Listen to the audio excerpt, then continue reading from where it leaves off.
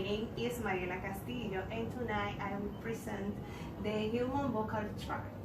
So the vocal tract is also known as vocal organs, and they are the various organs which are involved in the production of speech.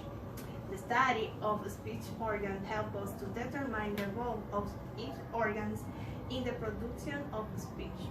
So the elements on the oral tract that are involved in speech sound are the lungs, the diaphragm, the trachea, the vocal cords or folds, the glottis, the pharynx or throat, the larynx or voice box, the epiglottis, the uvula, the soft palate, the hard palate, the alveolar ridge, the upper teeth, the upper lips, the lower teeth, and the tongue. Now I will explain the role of each one. The role of the lungs is that the initiator. They are the source of airstream. They are not capable of movement themselves, but they can expand and retract thanks to the movement of the diaphragm. The larynx comes immediately on the top of the trachea or windpipe. In the larynx, we can find the vocal cords or folds that are made of elastic tissues joined at the front of the larynx at the level of the adenoids, right here.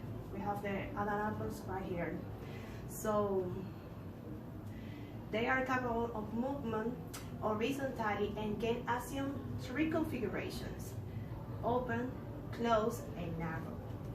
The pharynx. The pharynx is a place of articulation, and its role in a speech is that of resonance. The glottis. Here, the glottis is the space the space between the vocal cords. So the soft palate or billion, right here. The soft palate is a place of articulation and is capable of assuming two positions, billion lower and billion raised.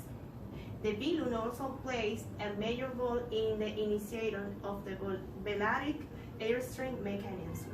So when the billion is lowered, the air comes through the nasal passage, and when the billion is raised, the air comes in the oral cavity, you know? So the hard palate. The hard palate is not capable of movement. Its role is mainly that of place of articulation. You know, the hard palate is fixed, you know, and the alveolar ridge. The alveolar ridge is fixed too. It's incapable of movement, and its role is that of place of articulation too. We have the alveolar ridge just right here. So the tongue here.